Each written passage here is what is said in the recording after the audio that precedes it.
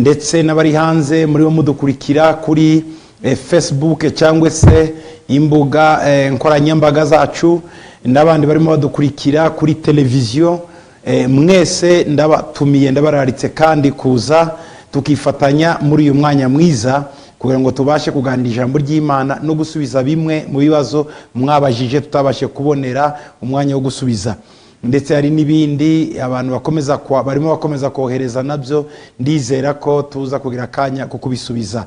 Ariko mbere ya byose reka twihe Imana tubashe gusenga. Uwiteka Mana ikomeye, turagushima turaguhimbaza kugira neza. Urakoze kuri Imana y'ubuntu, urakoze kuri Imana y'imbaraga n'ububasha. Twongeye kuza imbere yawe Mana muri aka kanya keza kugira ngo dukingurire umuryango Data ubashe kwigaragaza nk'Imana nziza. Ndagushimira kuri isaha idasanzwe Mana, wongeye kandi kutwibutsa ko turi abawe kandi turi ab'agaciro. Ndagira ngo mu bwiza bwawe ariho tuguma, mu cyubahiro cyawe aricyo twicaramo, mu gicucu Mwami cyawe ariho twugamira mu izuba ndetse n'imvura y'ibigeragezo by'iyi si. Urakoze ko muri aka kanya abarimo bakurikira aho bari hose Mwami ugiye kongera kubagirira neza. Reka uyu mwanya ubu wawe, duciye bugufi imbere yawe Data kugira ngo wongere utubabarire, utwezeshe amaraso yawe, abankurikira nanjye ubwanjye Mana utugirire neza kugira ngo tubashe kuvuga ibitekerezo byawe, twumve ibitekerezo byawe. Ntabari nje Data, abari wewe uganira n'ubwoko bwawe. Twishyize mu maboko yawe kugira ngo ubashe gushyirwa hejuru. Icyubahiro ni icyawe uyu munsi n'iteka ryose mu izina rya Yesu, amen. Amen. Nshuti bakundwa, ndabashimira muri uyu mwanya ko muduhaye uyu mwanya mwiza kugira ngo mutwemereye kongera kandi kuganira namwe, turebera hamwe ijambo ry'Imana ndetse no kuganira kubyo twaherutseho ubushize. Ariko mbere yuko tujya mu bibazo byacu, ndagira ngo dusome ijambo ry'Imana hano mu gitabo cy'Imigani. Igitabo cy'Imigani ni igice cya 20 ku murongo wa 5. Imigani 20 umurongo wa 5. Bibiliya iravuga ngo imigambi yo mu mutima w'umuntu ni nk'amazi y'umuhengeri, ariko umunyabwenge azayifindura. Iri jambo dusomye mu Migani 20 ku murongo wa 5 ni ijambo ridasanzwe kandi ni ijambo ryiza ubona ririmo ubwenge bwinshi bw'Imana. Bibiliya iravuze ngo imigambi yo mu mutima w'umuntu ni nk'amazi y'umuhengeri. Rivuga ngo umuntu wese waremwe n'Imana, Imana yamuremanye amasezerano azakora azageraho, ariko kandi nanone Imana ishira umugambi mu buzima bwe. Muri we hari imigambi afite. Imana yamuhaye ubwenge bwo kubasha kugambira ibintu bikomeye, ibintu bidasanzwe, akagera ku bintu bikomeye kandi ari umuntu usanzwe. Twese muri iyi si nta njiji tubamo, twese muri iyi si nta muhanga utubamo kurusha undi. Twese Imana yaduhaye umugabane, buri muntu wese afite umunani Imana yamuhaye, afite umugabane we Imana yamuhaye. Umuntu ashobora kuba azi gukora ikintu mu rwego runaka ariko atazi izindi nzego. Undi nawe akaba azi aho undi atazi. Ni ukuvuga ngo umuntu ntawe urusha undi, ahubwo turakenerana. Yego, uko tuganira, uko tuvugana, uko tumenyerana, umuntu agenda yigira ku wundi n'undi nawe akigira ku mundi. Muri iyi si nta wigize, nta wishoboje, twese tugenda dushigikirana kandi tugafashanya. Rero umuntu wese waremwe n'Imana, Imana yashize igitekerezo cy'iteka mu mutima we. Mu gitabo cy'Umubwiriza 3:11 Bibiliya iravuga ngo Imana yashize ibitekerezo by'iteka by'igihe gihoraho mu mitima yacu. Icyo gihe gihoraho, icyo twita eternity cyangwa se eternity, kibamo imigambi myinshi. Ntiwabaho muri eternity, ntiwagira ibitekerezo by'iteka by'igihe kitazashira ngo ube void, ube empty, ugira ubusa muri wowe. Buri gihe, buri saha igomba kubamo ikintu gikorwa, hagomba kubamo imigambi ikorwa, hagomba kuba hari ibyo ugomba gusohozamo, ibyo ugomba kugeraho. iyo rero umuntu abaye muri ico gihe cy'iteka ryose Imana ashyize mu mutima we ntacyo akora adakora nk'umugambi Imana yamugeneye, si amakosa y'Imana, ikosa ni irye. Bibiliya yatubwiye iki? Bibiliya yavuze ngo imigambi yo mu mutima w'umuntu ni nk'amazi y'umuhengeri. Imuhengeri imbere na mbere ni kure cyane, ikindi amazi y'umuhengeri ni menshi. Ndibuka Bibiliya ivuga Yesu amaze kuzuka muri Yohana 21 abwira abigishwa be bari baraye baroba babuze icyo bafata, aravuga ngo nimuterere urushundura rwanyu imuhengeri, muri profondeur cyangwa se into the deep, kure cyane ibwina. Mu mazi menshi haramanuka akagera ibwina. Bahatereye urushundura rwabo ngo havamwe amafi menshi cyane, ngo manini, ngo 153. Bivuga ko yari amafi menshi, buri rufi, kategori y'urufi, urwego rw'urufi, ubwoko bw'urufi rwabashiye kuza yose yari 153. Bivuga ko buri rwego cyangwa se buri bwoko bw'urufi rwitabye muri urwo rushundura Yesu yabashiye kubwira abigishwa be ngo banage imuhengeri. Imuhengeri rero haba hari amafi menshi, ariko ugomba kuba ufite, hari uburyo ugomba gukora, hari icyo ugomba gukora kugira ngo ubashe gukuramo ayo mafi, ibyo bintu byishishe ibwina imuhengeri. Imana turemanye umugambi w'iteka ryose, hanyuma imigambi myiza y'Imana ndetse n'amasezerano ahambaye y'Imana iyashiri ibwina mu mitima yacu. Ni ukuvuga ngo rero nta muswa ubaho, nta njiji ibaho, nta waje adafite icyo yimarire, nta waje adafite icyo yageraho. Gusa ikibazo gihari ni ikihe? Bibiliya yatubwiye ngo imigambi yo mu mutima w'umuntu ni nk'amazi y'umuhengeri, ngo ariko umunyabwenge azayifindura. Ikibazo rero ni gute umuntu ashobora kugera imuhengeri. Imuhengeri rero hagerwa n'abafite ubwenge, si ubwenge bwo ku ishuri, si ubwenge bwa kaminuza, oya, ubu ni ubwenge bw'Imana butuma ubasha kurondora no gutahura imigambi y'Imana ikwihishemo, ukayisohora ikajya hanze, abantu bakabasha kwimenya. Ibi bisaba ubwenge buva ku Mana buguhishurira iby'Imana yaguhishemo, ukabishyira hanze hagaragara. Kugeza mu myaka 80 Musa ntiyarazi ko azi kuvuga. Yabwiye Imana ngo sinzi kuvuga, kandi kubera ko ndazi kuvuga sinshobora Mana urabizi kujya imbere y'abantu bawe. Imana yabwiye ngo ninde waremye ururimi, ninde waremye amagambo, ninde waremye akanwa, ngo genda uzamera nk'Imana imbere ya Farawo. Bivuze iki? Ushobora gutinda mu myaka yawe uzi ngo icyo kintu nukizi, ariko iyo wegereye Imana ukajya mu bwenge bw'Imana, Imana ikubwira ibyuzu utaruzi, bigatuma rero ubasha gucukumbura umugambi ukwicayemo, ubasha kumenya ibikurimo bya bindi ukabishyira hagaragara. Abanyabwenge ni bande rero? Abanyabwenge ni ababashe kwinjira ibwina mu mitima yabo, bagasesengura, bagafindura imigambi iriyo, bakayikuramo. Abaswa ni bande? Nabicanye ubutunzi mu mitima yabo, bazi ngo nta kindi bazi. Ibintu bikaba bikurimo, ibintu bikaba bikwicayemo, ariko mu mutima wawe ntubashe kumenya ko hari icyo Imana yakubikiyemo. Imana itubabarire. Muri wowe ufite ububasha bwo kumenya ibikwicayemo, ibikurimo, imbaraga z'Imana zikurimo, wabitahura, wabikuramo, abantu bakabona uri igitangaza. Kandi nta gitangaza kikurimo, ahubwo gusa washize ahagaragara iby'Imana yari yakubikiyemo. Isi kikeneye ni ukukubona mu budasa, ubereka icyo Imana yaguhaye bo badafite.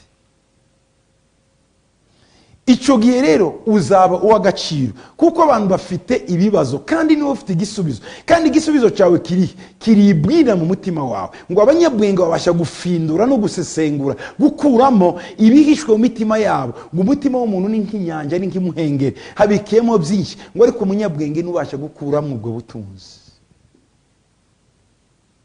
Uyu mwanya ndagusaba mwere data ngo wongere usabe ubwenge bw'Imana.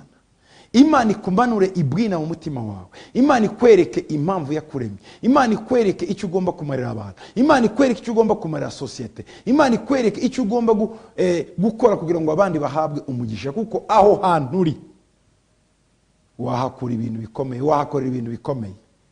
hari igihe abantu bamara imisozi bakamara ibihugu bahindagura ibihugu n'ahandi ngo aha hananiye hariya hananiye hariya hananiye. Burya ikibazo gusa si ahakunaniye, yego hari ubwo hakunaniye koko kuko hari ahandi Imana yaguhamagariye, ariko akenshi ni ukutamenya ibiturimo, potential zitwicayemo, potentialite zawe, imbaraga zawe, kuko hari ibikurimo, hari ibikwicayemo. Imigambi yo mu mutima w'umuntu ni nk'amazi y'umuhengeri, ariko umunyabwenge azayifindura. Imana iguye gufindura imigambi ikurimo, Imana iguye gufindura ibikwicayemo, Imana iguye gufindura ibyo yaguhishemo. Aho niho hari agaciro kawe, valeur yawe, worthiness yawe ni mu gufindura iby'Imana yaguhishemo. Amfite biturimo nk'amabanga, iyo tubashe kubifindura, abantu babona agaciro kacu, abantu babona agaciro kacu. Ariko rero kutabifindura, abantu bagira ngo turi injiji, bagira ngo ntacyo twimariye, batwita abakene, bakatwita imfabushi, bakatwita abantu amazina atandukanye yose. Ariko iyo tubashije gufindura ibiturimo, baravuga ngo uriya muntu arakomeye, aratangaye. Umuhamagaro wacu uhishe mu mugambi w'Imana, wihishe mu mitima yacu. Iyo ubashe guhagarara mu muhamagaro wawe, uba warabashe gufindura ibikurimo, gusesengura ibikwicaye mu mutima. Imana iduha ubwo bwenge n'izo mbaraga zo kubasha kumenya ibiturimo, hanyuma tubishire ku isoko, isi ibashe kubibona kandi bigirira akamaro. Reka dusenge kugira ngo Imana umutima wawe iwushire, iwukuzamure, utere urushundura muri wowe, ubashe gukurura iyo migambi y'Imana myiza kurimo, hanyuma abazayibona bose bavuge ngo Imana ni igitangaza. Reka dusengane nawe muri uyu mwanya, Imana ibigukorere. Dusenge.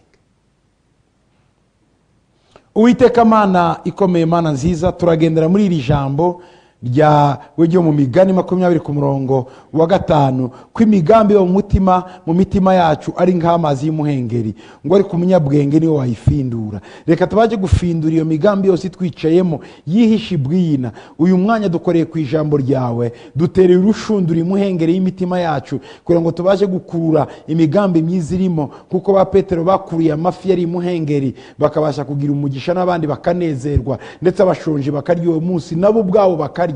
Ariko natwe Mwami tubasha gukurura iyo migambi myiza tuyifindure. Isi shonje uyu munsi ibashe kurya, isi ifite inyota ibashe kuyanywa, isi kenye ibashe guhabwa ubukire bivuye mu kumenya no gufindura imigambi myiza waduhishemo. Mana turagushima ko turi abana b'akamaro, turi abana b'agaciro, turi abana badasanzwe, ugiye kudukorera ibikomeye ndetse n'ibirenze. Ndasabira umugisha buri muntu wese Mana, ndasabira umugisha buri muntu wese Data. Yesu Kristo, uko waduhamagaye, uko dukunda, ni nako wifuza ko tumenya imigambi Mwami wadukoreye kandi ukayifindura, ukaduha kuyifindura. Umugisha buri muntu wese udukurikira kugira ngo mu ubwo bwenge bwo gufindura ibimurimo uyu mwaka turimo azabe yarageze kuri byinshi kandi yaramenye byinshi. Icyubahiro kibi cyawe Papa uyu munsi n'iteka ryose mu izina rya Yesu. Amen. Amen. Murakoze cyane bene Data bwoko bw'Imana, ndabashimiye kandi kongera kuza tugiye gusubiza ibibazo bimwe mufite, cyangwa se ibibazo mabashije kutubaza kugira ngo Imana ibashe kutugira neza. Hari ibibazo byinshi mwabajije, nizera ko tuza kubona umwanya wo kubisubiza neza. Ndabyizera ko Imana itugira neza. Rero tudatinze, reka duhere ku kibazo mbona kiri imbere yanjye. Umuntu yabajije cyangwa se yabajije ngo Aposo muraho, ndagusaba ngo unsobanurire iki cyanditswe ngo ubonye umugore mwiza ababonye ikintu cyiza akaba agize umugisha hawe n'Uwiteka. Kuki umugore yagereranijwe n'ikintu?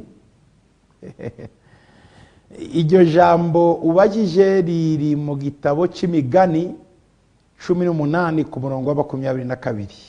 Reka tuharebe.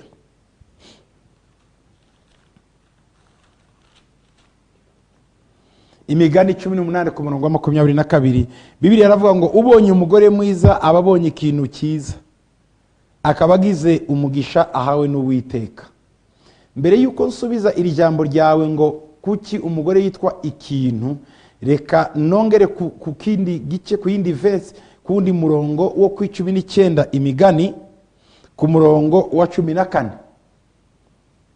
Ngo uraza kumva neza ngo urugo n'amatungo umuntu abiragwa n'ababyeyi be, ariko umugore witonda amuhabwa n'Uwiteka. Ndagira ngo nze noneho gukora comparaison kugira ngo ubashe kumva neza teze ugomba gukora na antiteze. Icyo navuga, ugomba kumva icemeze kindi n'igihakanye kindi muri Bibiliya. Iyo Bibiliya ivuga ngo ubonye umugore mwiza aba abonye ikintu cyiza, suko umugore aha yitwa ikintu. Muri context ya Bibiliya ni ukuvuga ngo mu zindi mvugo ururimi rwacu ruragoye cyane rwabuze ikindi, ni ngo kuvuga ngo precious, ikintu kiri precieux, valeur, agaciro. Ariko kugira ngo agaciro kabashe kugira inyito baherekezaho na adjectif, ikintu kijyana nacyo, ikintu cyiza. Ntabwo baba baravuze ngo umuntu, ngo ubonye umugore mwiza aba abonye umuntu mwiza. Iryo jambo ntiryari gusona neza, kuko umugore ntabwo ari umuntu gusa, kuko n'umugabo yaba umuntu, n'umukobwa n'umuntu, n'umuhungu n'umuntu. Bashatse kugereranya mu bintu bibaho byose ku isi by'agaciro ntawungana n'umugore. Ni ukuvuga ngo above, hejuru y'amatungo yose ya za zahabu n'amabuye y'agaciro n'ibindi byose, umugore tumugereranyije n'ibyo bintu byose arabirenze. Bashaka n'ururimi bakoresha gusa kuvuga ngo ubonye umugore mwiza ababonye, navuga iki, ubutunzi buruta ubundi butunzi bwose bubaho. Si ukumwita ikintu, ahubwo ni style, muri stylistique cyangwa se mu buryo bw'imivugire, niko kugaragaza ko umugore ari hejuru y'ibintu byose byakwitwa byiza. Hari akaririmbo baririmba ngo Yesu ngo arusha agaciro amafaranga, arusha ibintu byose agaciro, arusha zahabu n'ibihumura neza, ntacagiranwa nawe. Ni muri iyo sense, ni muri ubwo buryo baba bagerageza kuvuga umuntu, umugore si umuntu gusa, ararenze, arusha ibintu byose agaciro bibaho. Iki kwereka rero ko batashaka kuvuga ko umugore ari ikintu, ni hariya twasomye ngo urugo n'amatungo umuntu abiragwa n'ababyeyi. Bavuze bya bintu rero, umunani, imirima, imodoka, bijya batanga amakado, batanga igihe umuntu yakoze ubukwe, ndetse n'inkwano batanga. Ibyo nibyo bintu, nibyo umubyeyi atanga. Ngo ariko umugore mwiza amuhabwa n'Imana. Urumva ko umugore kandi aha atageranijwe n'ikintu, ahubwo bavuze ngo ibyitwa ibintu ababyeyi babitanga, ariko kubijyanye n'umugore ava ku Mana. Ndizera ko ugerageje kunyumva. Ni ururimi babuze terime bakoresha, kuko ururimi rwa Bibiliya ruraremereye kuruvuga, kuko rukorera mu masembole, mu bimenyetso n'ibitekerezo. Rero gufata inzozi ngo uzishire mu magambo afatika biragoye. Bivuga ngo umugore yitwa Isha mu Giheburayo. Ishe ni umugabo, Isha ni umugore. Ni ukuvuga ngo yavuye mu mugabo, ni umuntu wavuye mu muntu. Rero nta kuntu umugore yava mu mugabo ngo yongere yitwa ikintu, no, yavuye mu muntu. Ruriya ni ururimi rwendaga kugaragaza gusa ko agaciro k'umugore karenze agaciro k'ibintu. Urakoze cyane. Ikindi kibazo, undi aravuga ngo Yesu ashimwe aposo, Imana ibaho umugisha mu mirimo yanyu ya buri munsi.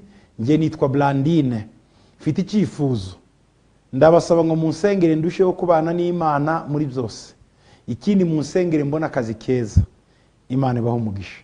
Ndabingize mumfashe amasengesho kugira ngo Imana ifashe mpishurirwe impano indimo, kandi iyo ari ukuririmba nkomeze kuruta uko mbikora, kandi nzabone diplome. Blandine, ufite ibyifuzo nk'igihumbi. Ngo mfite icyifuzo, ariko ntabwo ari icyifuzo, ahubwo ni ibyifuzo. tugusengere urusheho kubana n'Imana, icyo ni kimwe. Ikindi tugusengere ubona akazi, ikindi tugusengere umenye impano ikurimo. Urumva ko ibyifuzo birenze kimwe. Wari uvuze ngo niba impano yawe ari ukuririmba, ngo uririmbe neza kurushirizaho. Ndumva ahubwo ibyo ukora sinzi ikindi wifuza kumenya kirenzaho, gusa iyo ubashe gukora neza ukoresha impano yawe neza, Imana iguha iyindi. Wowe komereza muri uko kuramya Imana no kwiririmbira, aho niho uzajya kumenyera iyindi. Ikindi wasabye Blandine cyakane wavuze ngo dusengere ubone diplome. Reka ibi byifuzo bine tubishira imbere y'Imana.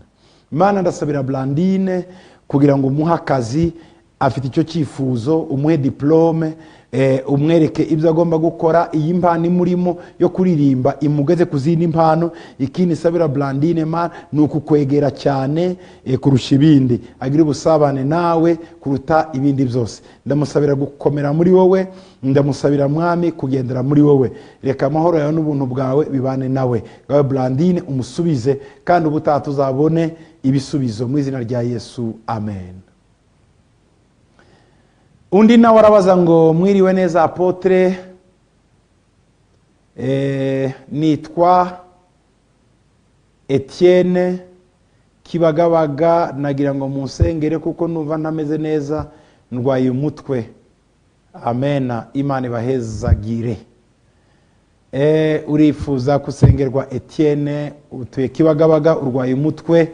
Mwami Yesu turakwereka Etienne uyu mutwe uwumukize, tazongere kurwara kandi azabone ibisubizo mu izina rya Yesu, amen.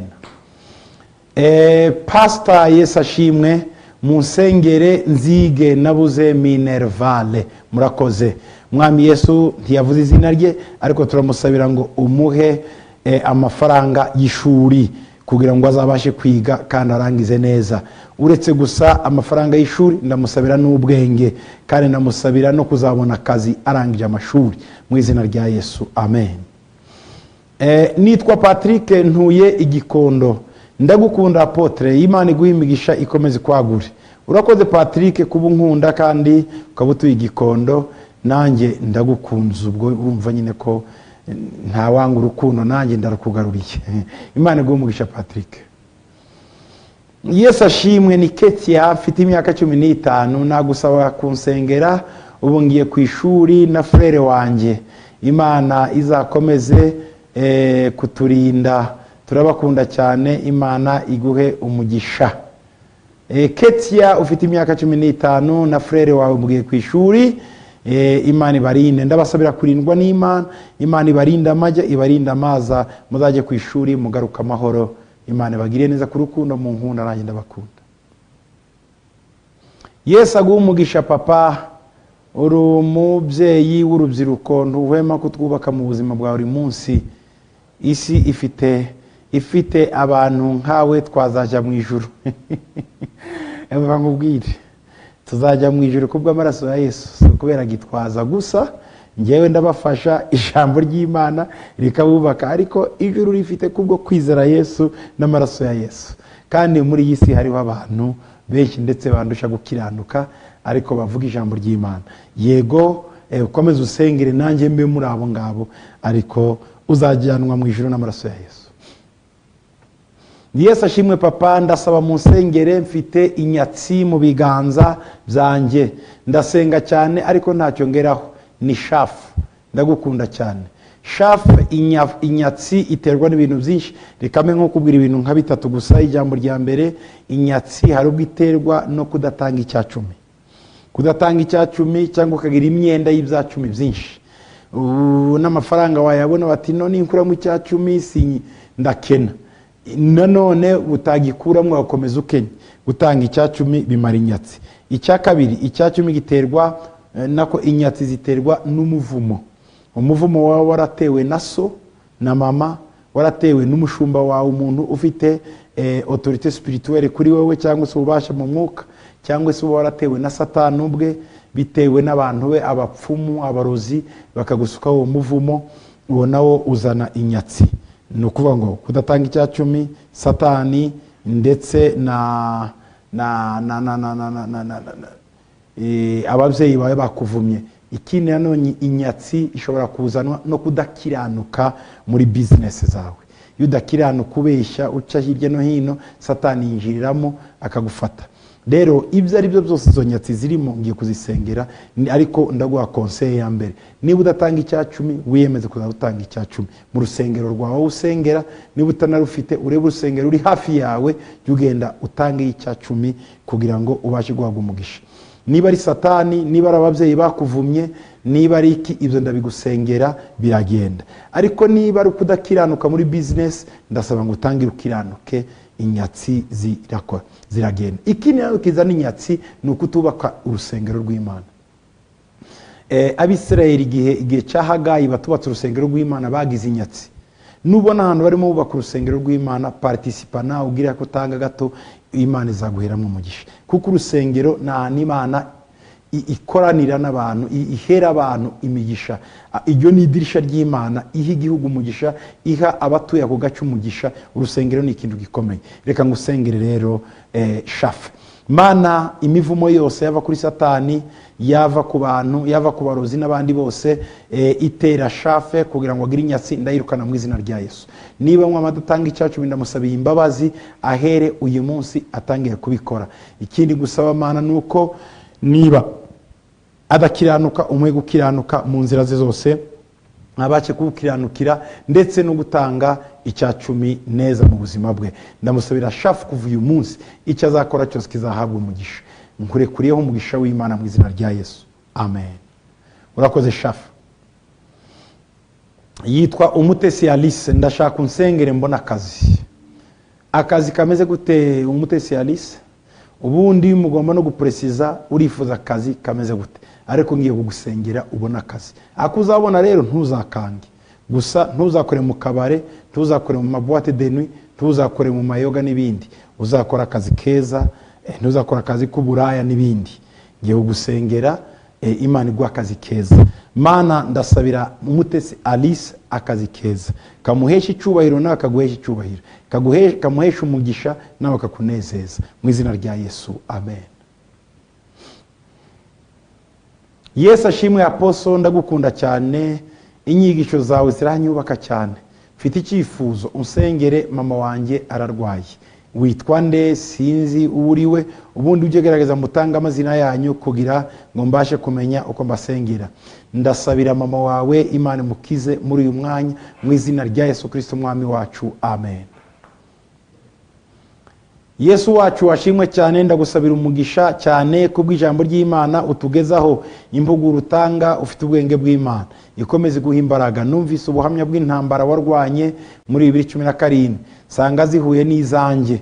Nibyo bituma ntazakwibagirwa. Komera ushikame, Yesu azaguhemba. Hari impamvu ituma ntivuze, mwihangane.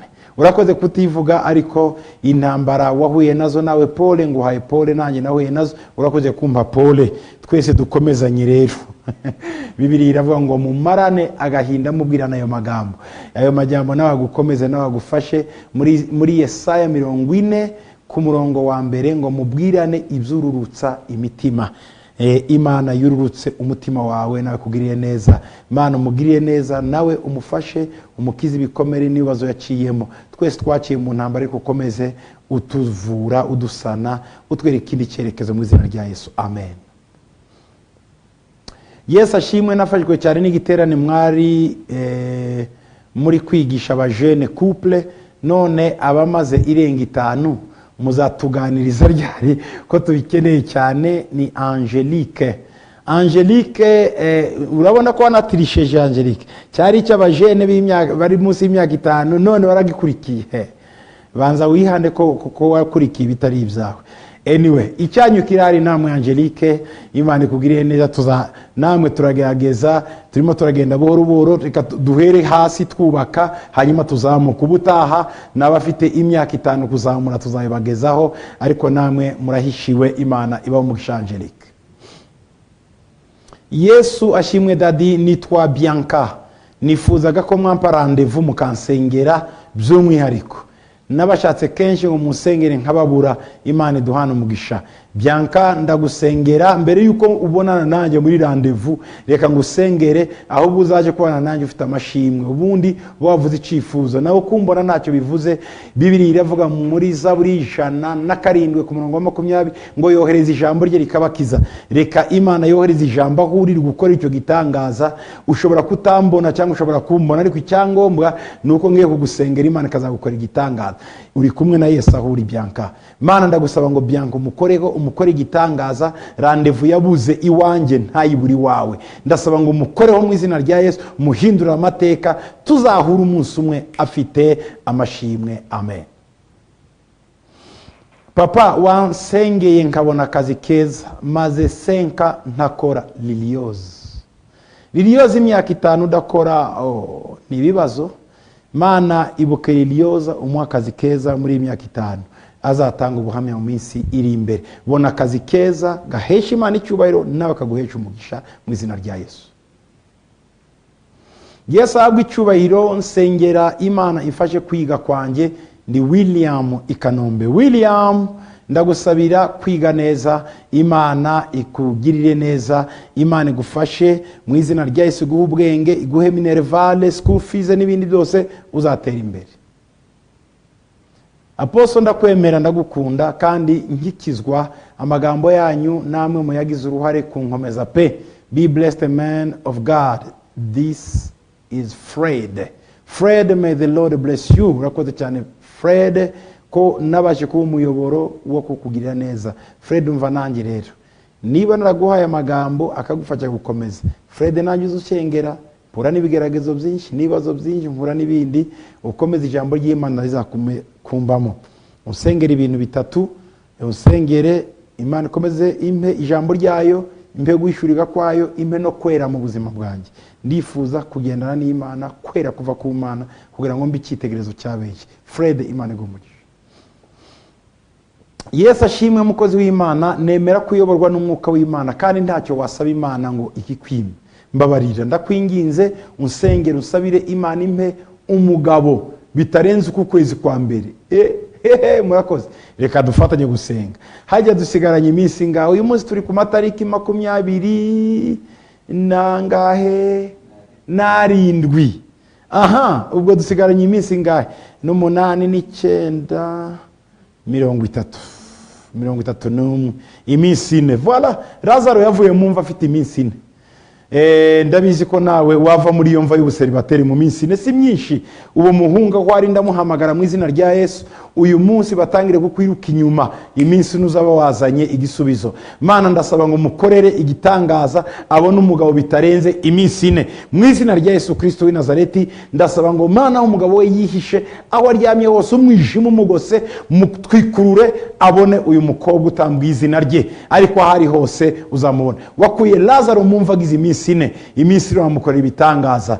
Wakuye Yona mu rufi, mu nda y'urufi agize iminsi 3, umugabo nawe mukure mu nda y'urufi rw'ibibazo rumumize, kugira ngo atabona uyu mukobwa wamugeneye mu izina rya Yesu. Akira igisubizo cyawe.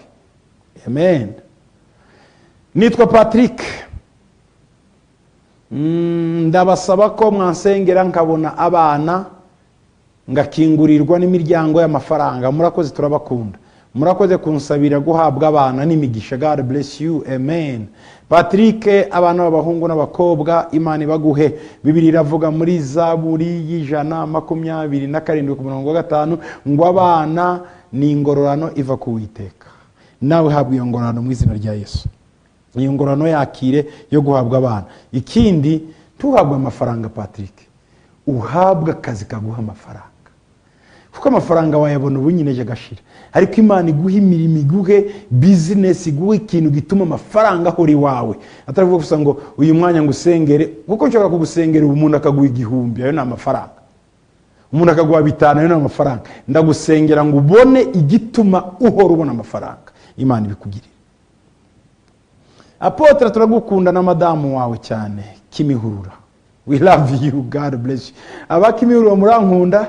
Imana ibaho umugisha. Ntibavuze izina ryawe, ariko numva ko mfite abakunzi benshi hamwe na madamu wanjye Kimihurura. Mukomeze mudusengere bantu ba Kimihurura mwe. Imana ibaho umugisha. Imana ihe imigisha wowe n'umuryango wawe. Ndifuza ko munsengera, mfite umukunzi ariko hari imiryango ye ntinshaka, ariko si bose, ku buryo ubukwe bwahagaze kandi ndatwite, nanjye nabihisha umuryango wanjye, ariko umusore arankunda pe, nawe byamuyobeye. Ndifuza ko mudusengera, murambabarira sinivuga, ndi kumwe n'umuvandimwe wanjye. Uvuze ko ufite umukunzi kandi uvuze ko utwite. Umuryango w'umukunzi wawe ni ukuvuga ngo umuhungu mukundana, bamwe muri famiye ntibagukunda, none uragira ngo mbasengere mubane.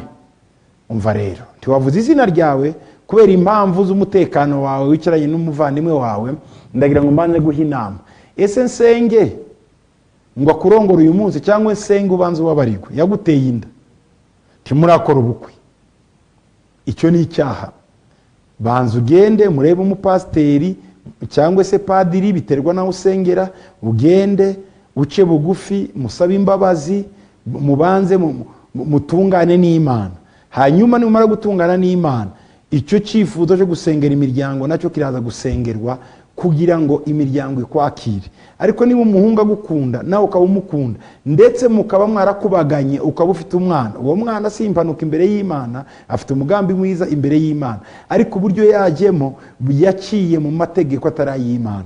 Ugomba kubanza gukiranuka n'Imana, warangiza gukiranuka n'Imana, Imana ikagukiranura n'umuryango.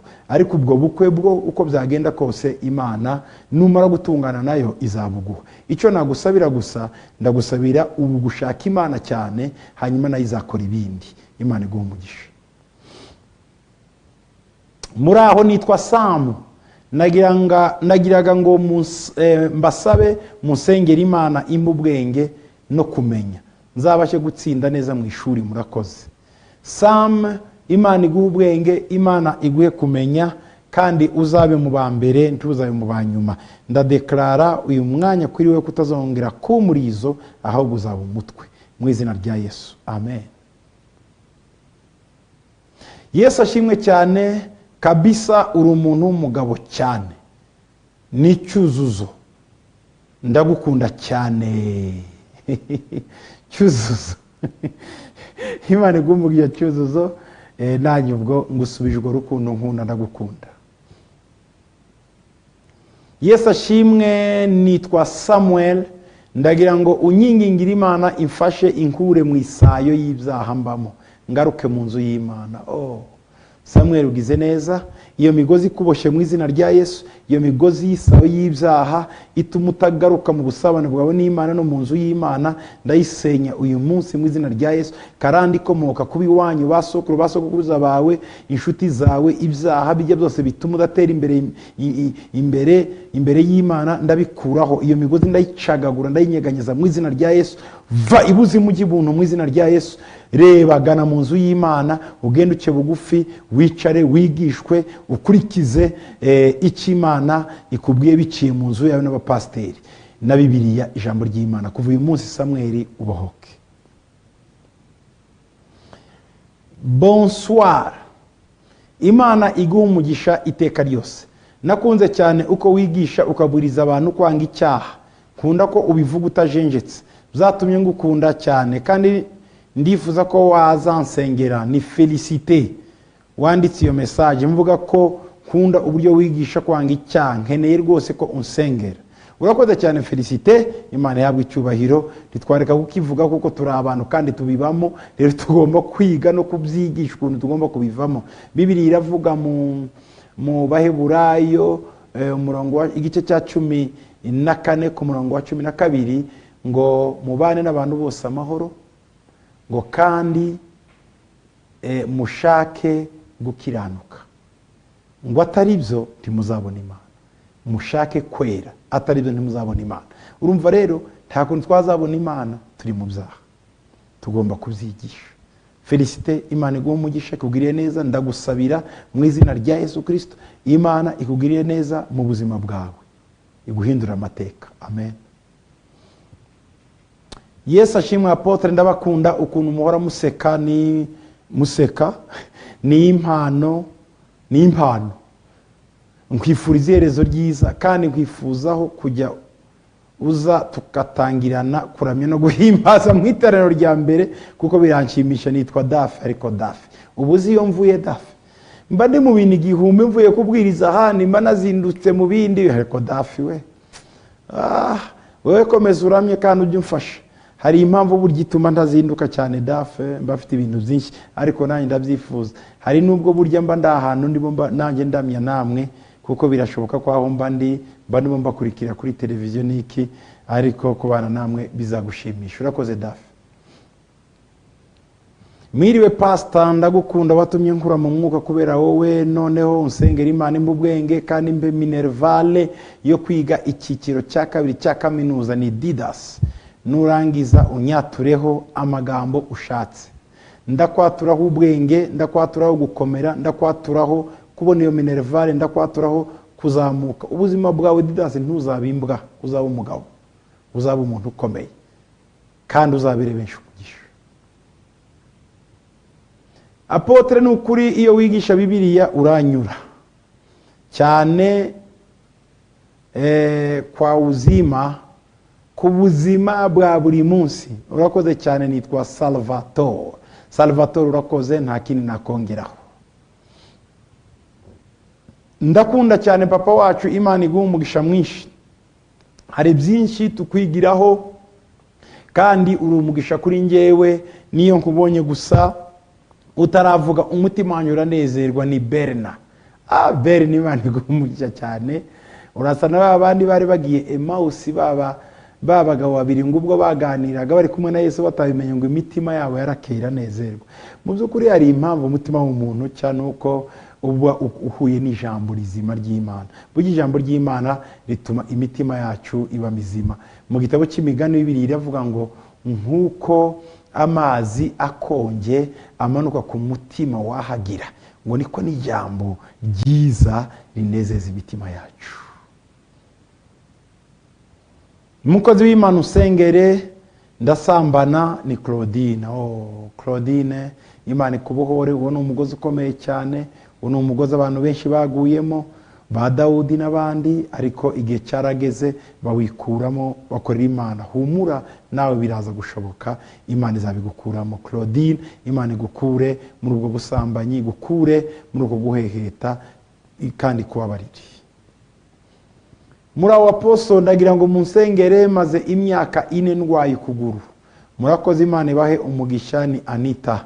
Imana ikwiteho Apostle Anita. Ndagusabira uko kuguru niba ari ukw'iburyo kw'ibumoso, uyu mwanya Imana igukoreho umwuka wera, gukoreho massage ikomeye kugira ngo uko kuguru gukire, uzakugendereho. Kwaremewe gukorera Imana no kugendera mu nzira z'Imana. Muri abo Apotre nitwa Raisa. Nagira ngo mbaze, ni gute umenya umubyeyi wawe mu mwuka? Ese niwe ukwishakira cyangwa niwe ugushaka? Kandi nagira ngo tuzabonane by'umwihariko kuko ndaremerewe pe, kandi muzansengere nzabone bourse senior 6. Raisa, ubundi umubyeyi niwe ubyara umwana, ariko mu buryo bw'umwuka umwana niwe ufashwa n'umubyeyi akamushakisha, akamubwira ngo fasha muri iyi nzira kuko hari byinshi aba yarakumariye. Ubwo rero ni wowe ushakisha umubyeyi, uzasenga Imana ikubwire uwo ari we cyangwa ukunyura cyangwa ukunda, ibyo byose Imana izabikorera. Imana rero iguhe bourse muri senior 6. Raisa, be blessed. Yesu ashimwe. Ubutaha muzatuganirize ku muryango muzima. Umuryango muzima, umuryango upfuye, umuryango urwaye, umuryango uri muri koma, yose ni imiryango. Hari imiryango nk'itatu nakubwira ntarabiganiraho. Hari umuryango twita ngo n'uwo musaraba, ukawubana n'umuntu gusa, atari uko ari umugore ari umugabo, ari umusaraba wikoreye. Uwo nguwo nta wundi ugutura ni Yesu wenyine. Uwo si umuryango, uwo tuwita umusaraba. Hari undi nanone umuryango witwa umuryango urwaye.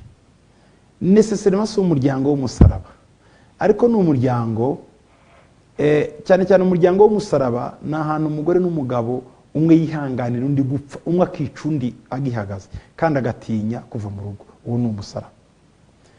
Umuryango urwaye ni umuryango mwiza ariko bahura n'ibibazo byinshi n'intambara nyinshi, ubukene, inzara, gusonza, kubaho nabi. Umuryango ni mwiza ariko urarwaye, ufite inyatsi nyinshi, imivumo myinshi. Hakaba n'umuryango mwiza. Umuryango mwiza nawo ni umuryango umugore n'umugabo bumvikana kandi bakaba bafite n'uburyo bwo kubaho budakanganye ariko bwiza butuma babyuka barera n'abana babo. Hakaba n'umuryango w'ubumana. Umuryango w'umumana ni umuryango wubaha Imana kandi utinya Imana. Bajya mu nzara, baca mu bibazo, bakena, basonza, Imana ibabera byose. Iyo rero muri ya miryango mizima wavugaga harimo uwo godly family, umuryango w'ubumana. Tuzabiganiraho bw'Imana niduha umwanya. Reka nsubize iki cyanyuma hanyuma dufate akanya gato ka pause, tuze gukomeza n'ibindi byinshi muri mu mwandiko uyu mwanya mubaza nabyo ndaza kubisubizaho. Yesu akimwe, nitwa Annette, ndagukunda cyane daddy. Yesu aguha umugisha mwinshi. Urakoze cyane Annette, Imana iguha umugisha, nanjye ubwo ndagukunda. Imana ibagiriye neza bakunzi bacu. Tuze gusubira kandi mu kanya gato, reka dufate akaruhuko k'akanya gato.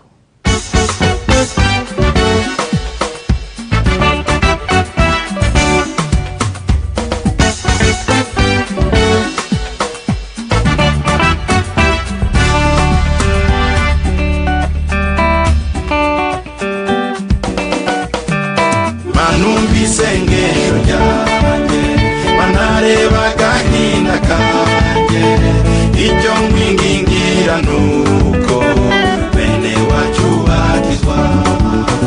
Njye mbabajwe ntanabwirwa yibera mu kabari, ayo bamuhembye yose ayamarira mu nzoga, kandi abyara buri mwaka yujuje indahekana.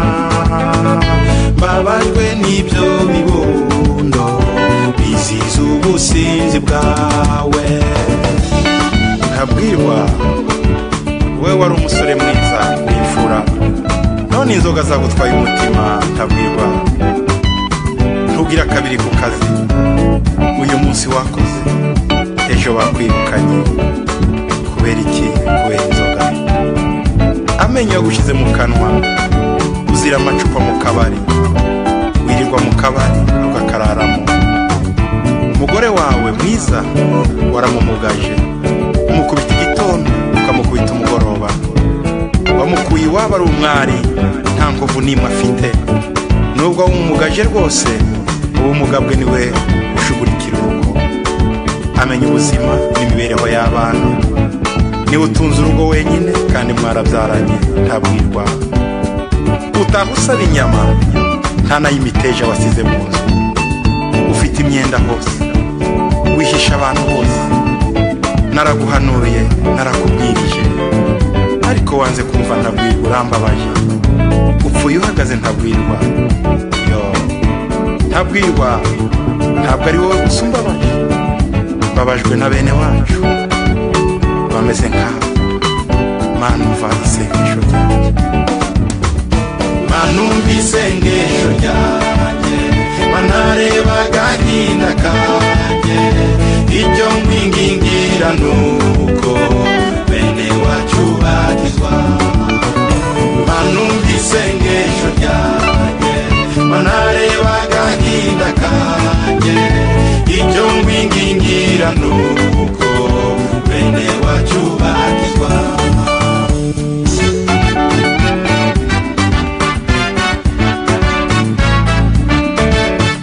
Mbabajwe na nyiravubi, wahukana buri munsi. Amahane ya nyiravubi yananije abagabo, ntiyemera gukosorwa, yabaye inyanga guhanwa. Iyo ufashe iy'ibumoso yifatira iy'iburyo.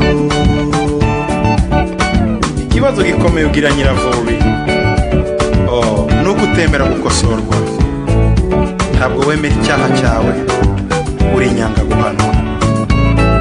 Wagonganishije abantu bose kuva wagera muri iyo quartier, umaze guteranya abayituyemo bose. Wasanze Marita na Mariya ari inshuti, none barebana yingwe. Kuva wagera kuri ako kazi wahateje imvururu. Sosi na Toti bari inshuti, none ubu bahindutse abanzi. Ibyo byose ni wowe. Usigaye wibana wenyine Nyiravubi, urananiranye. Twatwana tudupfuvye waraturira tumara, none twaraguhunze kandi ari wowe shangazi basigaranye. Shangazi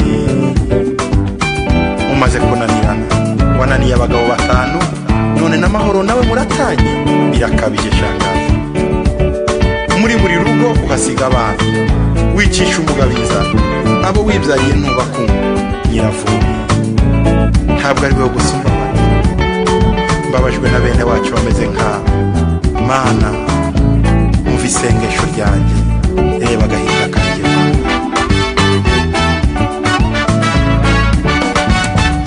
Mana umva isengesho ryanjye, Mana reba agahinda kanjye. Icyo nkwingingira nuko bene wacu bakizwa. Mana umva isengesho ryanjye, Mana reba agahinda kanjye. Icyo nkwingingira nuko bene wacu bakizwa.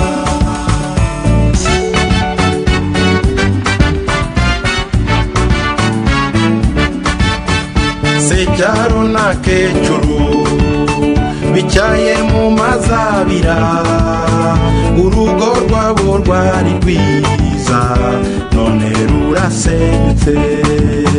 Kuva bagera mu mujyi nta mahoro bafite, inkumi zo muri ville ziserereje Kecuru. Kwa Secyaro rurashya, ibintu biracika. Kecuru aratabaza avuga ngo twakundanye na Secyaro tukiri abana iwacu mu giturage, kandi icyo gihe twembi twarabake. Ejo bundi tugira Imana tugwa ku kinombe cya Kolta, Imana iradusekera dusesekara i Kigali. Tuva ku bugari tujya ku mukeri n'ifiriti. Ejo bundi Secyaro ansaba gusubira iwacu mu giturage, ngo mukoze isoni mu bantu, ngo ndi umunyacyaro da. Yacuditse n'udukobwa tungana n'abana be ndetse n'abuzukuru. Mubajije icyo mpora, ati umubiri wanjye uramuhanda, sinisiga ngo noge, ngo ndakecuye, ngo akeneye akajene. Ibyo abivuga atijena. Naho ibyo gusangira ngo ndijije ku biyiko, ikanya n'icyuma. Ndetse muri resitora ngo entre na dessert byose mbirira icyarimwe, ngo bujiji bwanjye buramuyobeye. Secyaro ntabwo wavukanye ikiyiko, ntabwo wavukanye icyuma, ntabwo wavukanye ikanya.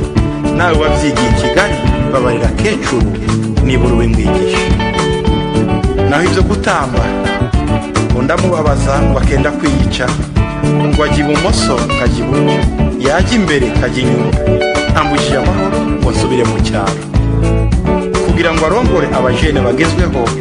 Mbaye wande Kecuru. Secyaro we, wari uzi ko twadufaranga usigira Kecuru twashyiriye mu bapfumu? Udufoto twawe mukiri abajene niyo turi. Ya karuvati yawe y'ubururu hamwe n'ibipesu bya gositime mwakoranye mariage, byose biri ku mupfumu kugira ngo arebe ko wagarura umutima kuri we. Secyaro wakijijwe, Yesu akagukiza akakwezaho ibyaha byawe byose, mukongera kubana na Kecuru amahoro. Kecuru we, wavuye muri abo bapfumu ugakizwa ko ntacyo bazakugezaho. Ikimbabaje cyane nuko atari mwe gusa, ahubwo hari bene wacu benshi bameze nkawe. Mana umva isengesho ryanjye, Mana reba agahinda kanjye, mbabarira unkirize bene wacu. Amen.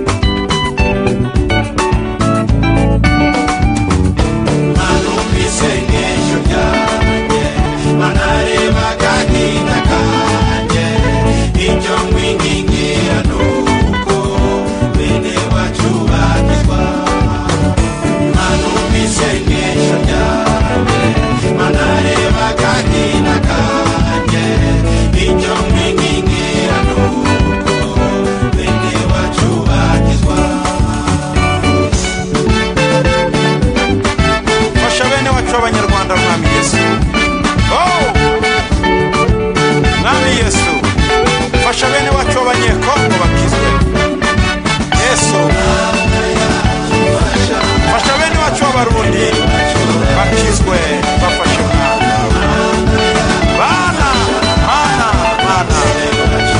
bafashe bakizwe fasha abanyafurika bose bene wacu bakizwe fasha abatanzania abaganda abakenya abasomaliya etiyopiya abari muri misiri nigeria abatuye ku isi yose mwami miliyari esheshatu y'abantu iri ku isi bene wacu bakizwe yacu fasha bene wacu bakizwe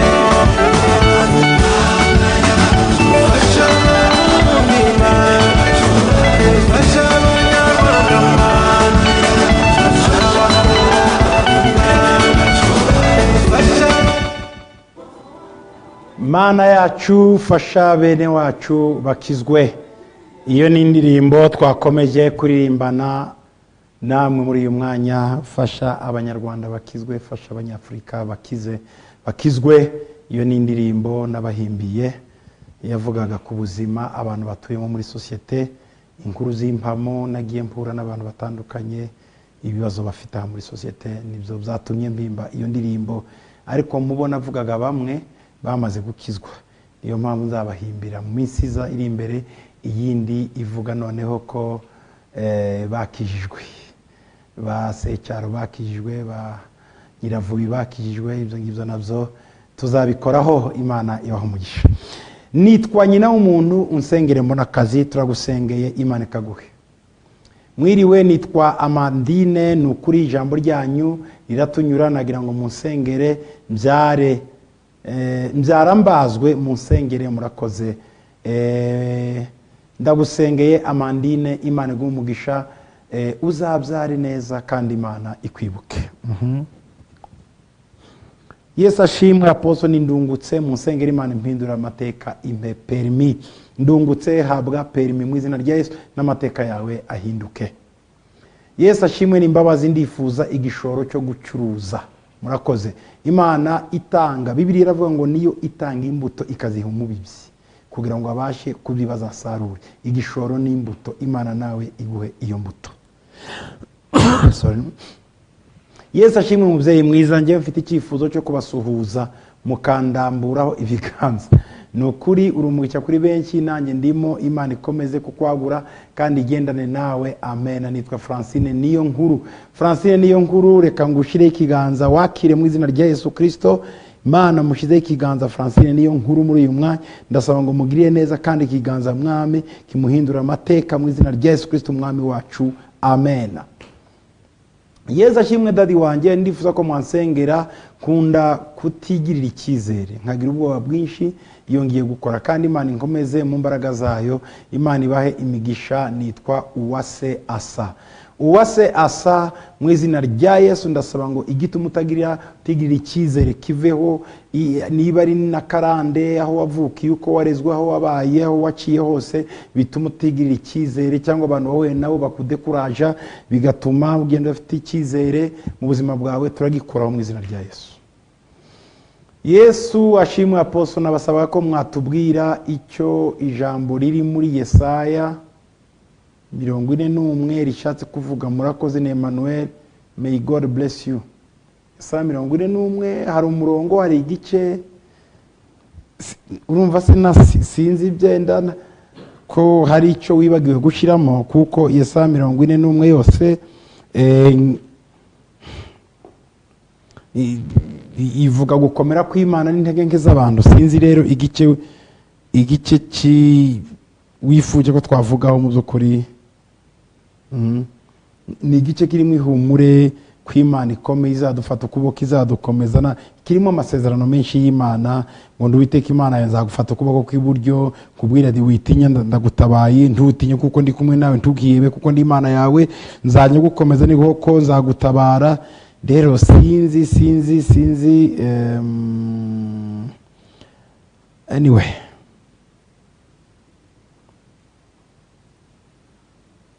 sinzi iki gice cyose, sinzi umurongo byenda washakaga Emmanuel ubwo ariko ni igice kigaragaza Imana uko ikomeye n'abantu bagira intege nke hanyuma bagahura bombi Imana igafasha wa munyentege nke w'umuntu cyane cyane nicyo Yesaya 41 bishaka kuvuga ko Imana ari nyembaraga ariko abantu n'abanyentege nke kandi bafata ukuboko ikabageza ku mugambi wayo ibafata nk'indumwe ikabohereza i Yerusalemu bafite ijambo ryayo. Nitwa Jean Claude Sashimwe Pasteur, mfite ikibazo ndasenga rwose kumva ndi mu muhamagaro w'Imana ariko ntaho ngera. Urumva niba ntaho ngera mwene data Jean Claude ubwo birasaba byinshi nakubwira iki. Jean Claude hari ubwo bisaba ko ubusabane bwawe n'Imana wongera kubureba, hari ubwo bisaba ko ugira umuntu wigiraho ari mu mentor, hari ubwo bisaba ko ugira inyigisho wiga umuhamagaro ufite ariko ukigana école biblique cyangwa théologie nayo ikakuzamura. Donc hari ibintu byinshi bituma umuntu atageraho yakagombye kugera, hari izo karande nazo gusa sinamenya impamvu ariko reka ngusengere umuhamagaro wawe Imana ikugezaho ugomba kugera. Mana mukingurire irembo rituma geraho ugomba kugera mu izina ryawe, amen. Nitwa Patrick, wigeze kunsengera Imana inkorera igitangaza, ndagira ngo munsengere mfite ikibazo cy'ubushomeri. Murakoze Patrick, kutagarutse ngushime, urasa n'ababa bembe 9 bagende bagaruka ntigeze unyandikira nagusengeye urasubiza. So duhurira gusa ku bibazo Patrick, tiduhure no kubitangaza ariko nawe rwose ndagusengeye Imana yongera iguhe ikindi gitangaza ubushomeri buvemo ariko ntuzibagire no gushima ubutaha. Mwiriwe, Bible ivuga iki kugutandukana kw'abashakanye igihe byanze? Charles Apotre, niki mwavuga ku bahanuzi b'ibinyoma badutse muri iyi minsi? Ni gute twamenye ubuhanuzi bw'ukuri? Merci. Bibiliya ifite impamvu nyinshi ivuga ku batandukanye keretse ugiyumpa urugero rumwe na rumwe. Hari abatandukana kubwo kwica isezerano, hari abatandukana kubwo karakteri n'ingeso zigoye, umuntu ashaka kwica undi, umuntu agatandukana kuko arimo ahungisha ubuzima. Hari abatandukana kuko umwe mu gitondo abwira undi ngo singushaka agenda. Rero biragoye kugira icyo nakuhuguraho kuri televiziyo keretse ngiye menya ka parka. Naho ku bahanuzi b'ibinyoma n'igihe cya Yesu, reka ngubwire ijambo rikomeye. Igihe cya Yesu hari abantu benshi cyo gihe bitaga ba Eliya, n'abandi biyitaga ba Yeremiya, n'abandi bitaga ba Masiya. Ninacyo cyatumye Yesu abaza ngo abantu banyitande. Yaranavuze ngo muzabona abahanuzi b'ibinyoma ntibabura. Igihe cyose hari copy original, photocopy ndizibura. Tuzabana nabo ariko mujye musaba Imana ibereke abukuri. Naho ibinyoma baragwira cyane. Ugomba kumenya ko ikopi original ibimwe ariko photocopy zikaba nyinshi. Rero abahanuzi b'ukuri ni bake ariko abinyoma nibo benshi. Yesu ashimwe Apostle, Imana izakujyana mu ijuru. Niba ijuru ribaho ntawe uzari gutangamo.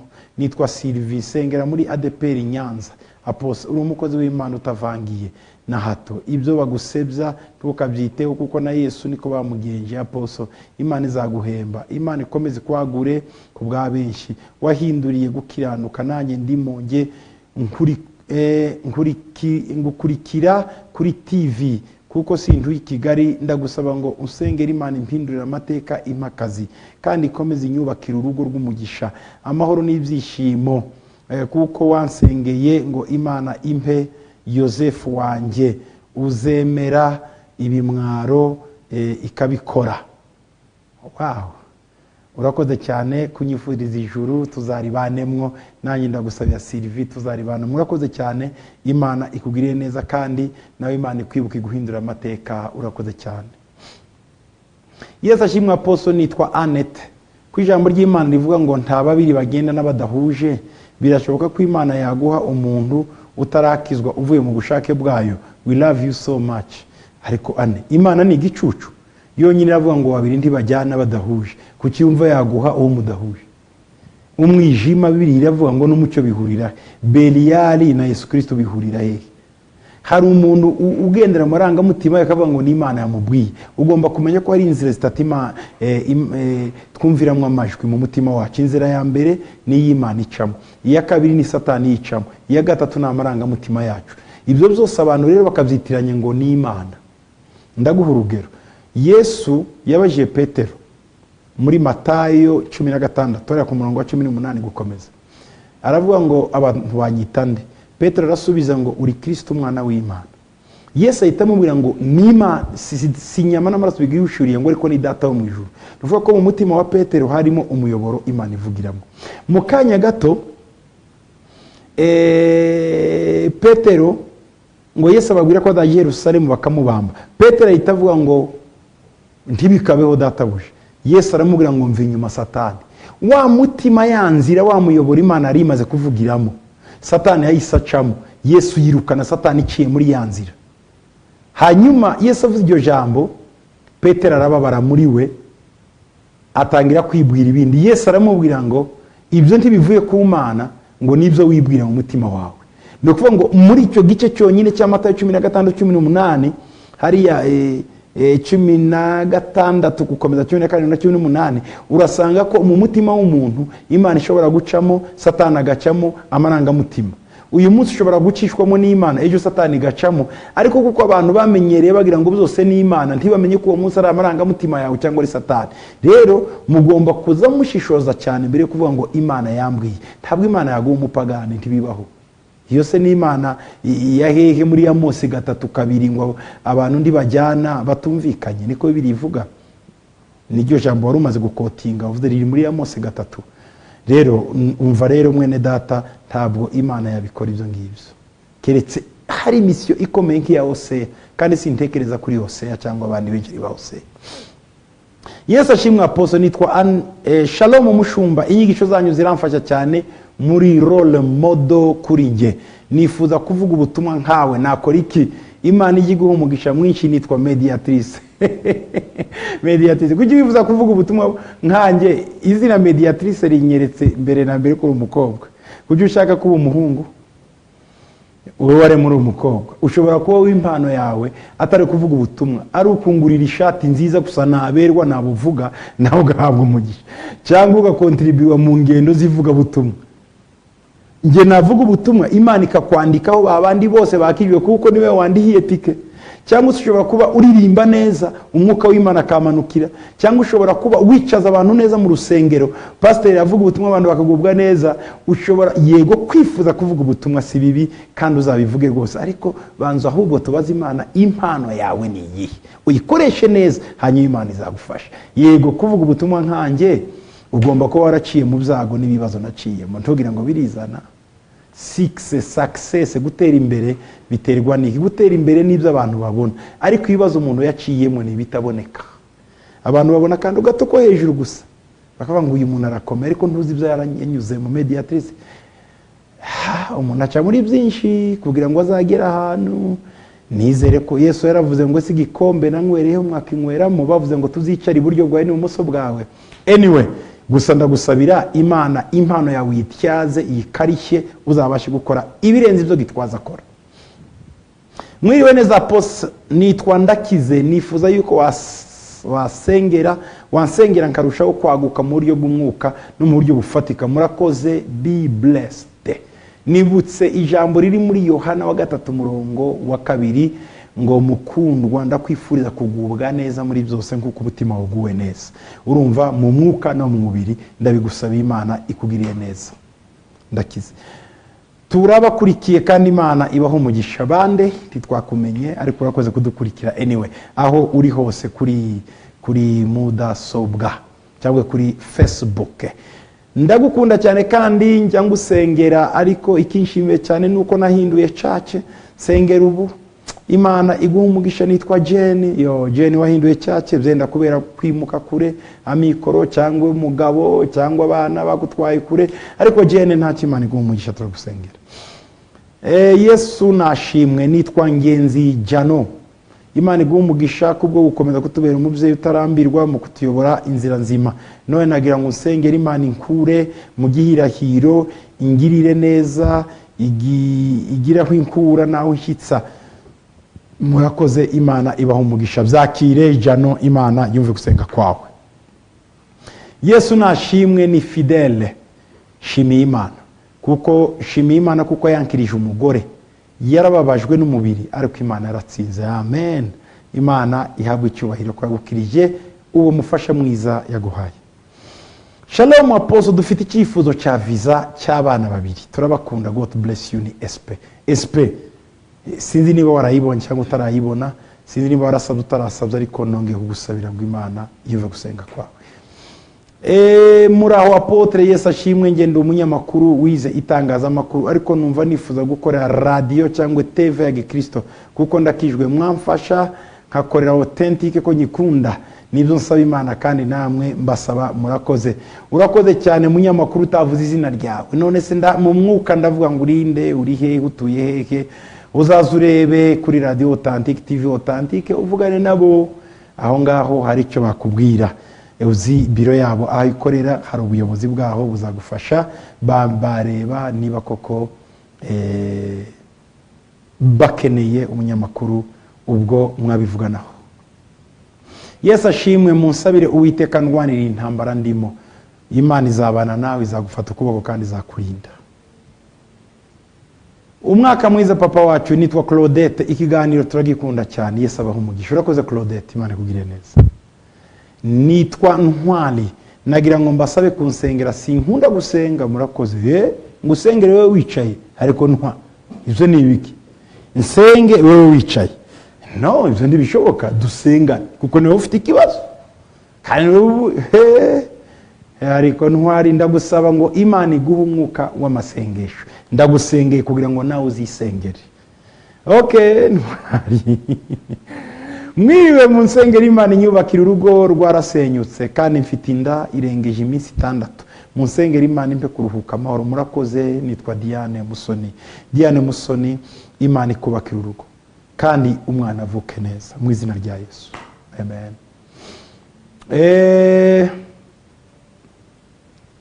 Ibibazo bakomeje babaza birakomeje, ni byinshi cyane. Bari kuri Facebook turabibona byinshi.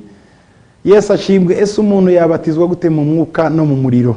Ese umuntu yakora iki cyangwa mwe mwabigenje gute? Murakoze.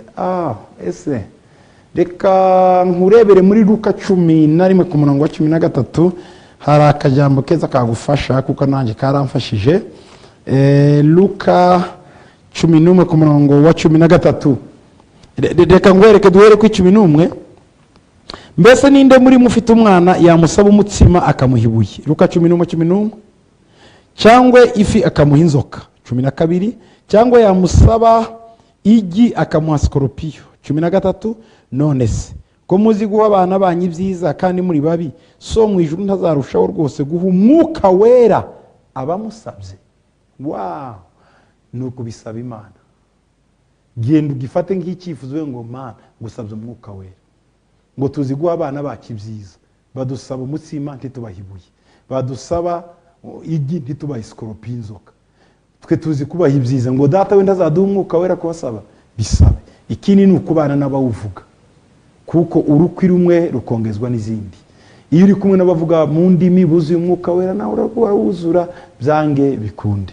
Ikindi hari inyigisho ugomba kwigishwa, ariko muri ibyo byose icyangombwa kuruta ibindi ni ugusaba kugira ngo Imana yo mu ijuru ibashe kuguha umwuka wera, kuko nibyo Bibiliya idusaba. Apostle Dr. Paul Gitwaza, papa wacu, ndasavye Imana igufashe kuzoramba uyobora amatorero mu bwenge Imana yaguhaye butangaje, koko n'ubwenge bw'Imana. Ndabakurikirana cyane ku rubuga. Ndasavye nanjye munsengere, mushireho ibiganza munsengere. Ndashaka kubaka urugo kandi rurimo Imana. Muri 2018 ndi Gaston Hakizumukama i Bujumbura. Ndangije nsaba musengere igihugu cyacu kibona umugisha. Gaston, Imana iguhe umufasha muri uyu mwaka. Imana ifashe igihugu cyanyu kandi Imana ikugiriye neza. Gaston, urakoze cyane i Bujumbura. Yesu ashimwe. Apostle, nitwa Peace. Nashaka kubaza, ese koko guhigira Imana umuhigo byararangiranye n'isezerano rya kera, ubu ntitwemerewe kubikora? Ikindi se koko ntago ari byo koko kuba wafata amasengesho y'iminsi ngahe uhe wayateguriye gushima Imana? Ibyo se wabikuye hepi? Guhiga biracyabaho n'uyu munsi. Wahigira Imana avuga ngo Mana ndagira urugendo nungeza y'amahoro nzagwishimwe. Taho numva isezerano rishya ryakuyeho irya kera, ahubwo isezerano rishya ryuzuza irya kera. Wawuhiga rwose. Ikindi wafata amasengesho yo kwiriza ugasenga. Izo ni inyigisho abantu bavuga zitari z'ukuri. Ndibuka Paul mu isezerano rishya yahize umuhigo igihe yari ahitwa Ikenkereya. Ikenkereya yaravuye Atenayi mu banyatene. Ikenkereya donc hari mu Bugiriki.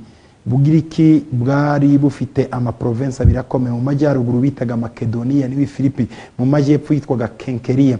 Kenkeriya yari ifite imijyi ikomeye, Ateniya n'i Korinto. Paul ageze i Kenkeriya ni naho yasanze Akira na Priska. Yakoze umuhigo arawuhigura ajya kwiyogoshesha mu rusengero. Aho ngaho nta kibazo gihari kabisa. Bakoze umuhigo nta problem. Kuhiga kandi ikibazo no kutawuhigura, ariko nuhigura Imana izaguha umugisha. Ntaho bibujijwe kubikora. Yesu ashimwe. Apostle iri nari narisomye.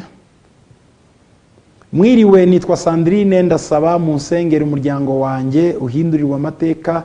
Mama wanjye areka inzoga, ndamusengera cyane ariko byaranze. Mumfashe murakoze. Mbega Sandrine, ibyago sikugira mama usinda. No kuri ndumva nkubabariye cyane. Turakubita izo nzoga mu izina rya Yesu zive kuri uwo mubyeyi au nom de Jésus. Kuva uyu mwanya izo nzoga niyongera kuzinywa azizimukwe mu buzima bwe, yumve zimunukira nabi cyane, ntazongere n'umunsi n'umwe. Yesu ashimwe. Ntuma y'Imana, inyigisho zawe ziranyubaka. Abahanuzi n'abashumba bagira umwuka wo gufunga impano n'amasezerano by'abantu umuntu akorana nabo ate umurimo. Nukuri baradutangaje. Ni Anete, icyo nakubwira biterwa na autorite uri munsi yayo. Iyo wishize munsi ya autorite y'umuntu ashobora kugufungira. Iyo wishize munsi ya autorite y'umuntu mubi aragufungira, umuntu mwiza aragufungurira. Iyo umuntu umaze kumwita umubyeyi wawe aba afite ububasha kuri wowe, ariko ukeneye gushakisha undi ufite ububasha umurenze kugira ngo kubohore. Uko niko byagenze igihe cya Yoshua. Igihe cya Yoshua yavumye i Yeriko. Amaze kuhavuma, Eliya ntiyabasha kuhavumura, ariko Elisha wari urimo imigabane ibiri, impano z'imigabane ibiri, niwe wavumuye i Yeriko. Kubera iki? Kuko Elisha yari mu rwego rumwe na Yoshua, naho Eliya yari mu rwego rumwe na Mose. Mose niwe wateguye Yoshua. Eliya ategura Elisha.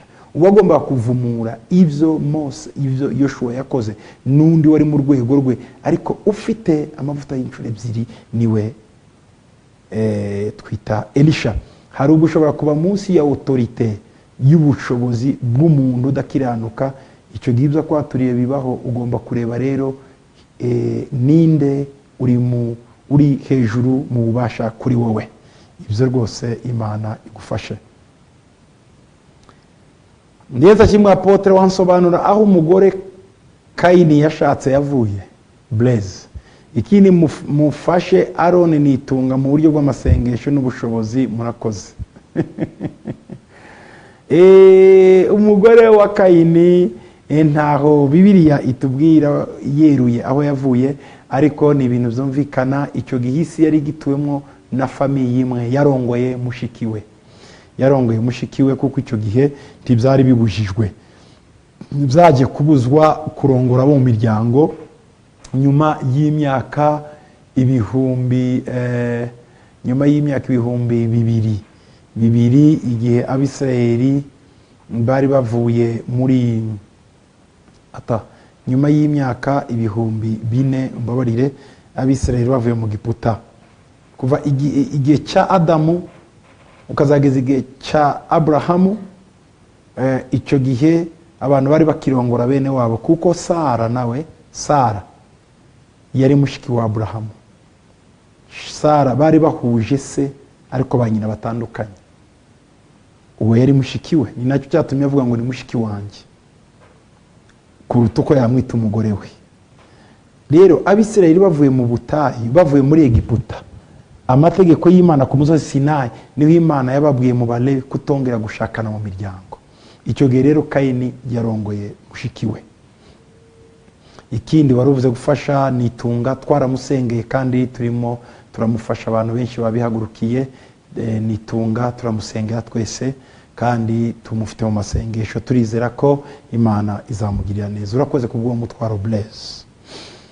Yesu ashimwe babangu. Ku isi yose niwe mugabo nkunda nta buryarya. None mfite ibibazo. Icyambere ubukene. Maze hafi imyaka 3 nta kazi mfite. Nibiraka mbona bigenda nabi baranyambura. Kuba mperuka ikiraka mu mwaka ushize baranyambuye. Kubera iyo mpamvu nahuye n'ubukene bukomeye ku buryo no kurya bingoye. 2 icyakabiri nkeneye kubaka kuko ndakuze mfite imyaka 33 maze gutandukana deception n'abakobwa 3 nibona nk'umuntu udashoboye, nibona ko ndi responsable kuko mbona mfite ubukene bugatuma nsaba umukobwa ngo mbane nawe, so nkeneye gushaka unsengere. Icyagatatu sengera Zion Temple Gatenga, ariko nabuze rendezvous kuko mfite ibintu bikomeye nifuza ko twazaganiraho. Mumbabarire muzampe rendezvous. Urugero, nabonye data umbyara yica umuntu muri genocide, nari ifite imyaka 9. Okay, utubwiye amazina yawe ntabwo tuyavuga kuko dusabye kutakavuga. Ndabyumva rwose, pole sana. Ayaya, pole. Koko uzaze ku rusengero tuganire nawe tugufashe kuko ni igikomere cyane. Abo bakobwa bakwanga, Imana iguhe uwawe. Abo ntibarabawe, nabari baje kugutesha umutwe. Uwawe ntazakwanga, uwo Yesu agiye kugutegurira. Ikindi ubukene mu izina rya Yesu bugende, ndetse n'akazi uzakabone, n'abakwambura Imana ibajyane kure. Ukeneye gufashwa kuri ibyo bintu wabonye so yica umuntu muri genocide. Komera, bibaho, twarabibonye muri iki gihugu, byabayeho, ni amashano yatugwiriye, ariko Imana ikiza umutima wawe kandi uzakomeza ubigaye ntuzabishime. Yesu ashimwe. Ndasaba ko munsengera nkabona akazi keza. Ni Philippe Kanombe. Philippe, Imana iguha akazi keza, ndagusengeye. Yesu ashimwe. Apostle, ndifuza ko mwansengera. Turwaje umumama amaze ibyumweru 4 aruka adasiba kandi kwa muganga babuze indwara. Mpagaze mu ijambo ry'Imana, nizeye ko mwaturaho ubuzima kandi bikaba. Nitwa Mutoni Zaburi 103 ku murongo wa 3. Bibiliya iravuga ngo nikiza indwara zacu zose, ikababarira ibyo twakiraniwe byose. Imana ikize mama wawe, ndamusengeye muri uyu mwanya. Yesu ashimwe. Apostle, shalom. Ndazi ko Imana ikumva. Wanyingingi ukansabira umugisha ko kuva navuka amaboko yose yampererekanyije yanyatuyeho nabi, kuri umutambyi n'umuhanuzi bikamvaho koko. Ni mami abo bakwatuyeho nabi mu izina rya Yesu, iyo mivumo yose nyigukuyeho. Kwaturiyeho imigisha n'ibyiza biva ku Mana. Imana ikugire neza mami, nawe ujye witwara neza. Kuki bakwaturiraho nabi mami? Ese twaba tuzi ari iki kibitera? Niba ari Satani kuko agende, niba ari ukwitwara kwawe nabi, mwana wanjye, mushiki wanjye, mwene data, nawe reba inzira yawe. Ariko mami, ndakwaturiye kuva uyu munsi ibyo bikuveho. Undi iti shalom shalom. Ndasaba kunsengera kareka inzoga no kumvira Uhoraho Imana kuko nizera umwanya muto. Inzoga turategetse kuzizinukwa kuva uyu munsi mu izina rya Yesu, kandi ujye wumvira Uhoraho. Urakoze cyane. Nibi twari dufite uyu munsi twabashiye kuganira namwe. Imana ibaho umugisha cyane bakunzi ba televiziyo Authentique na radio Authentique. Hari benshi cyane mwakomeje mwandika kuri Facebook, amazina yanyu ni menshi cyane. Ba Emmanuel, ba Lili Bijou, ba Faith, muri benshi cyane ndabasuhuza mu izina rya Yesu Kristo. Bigira Imana Soso, ba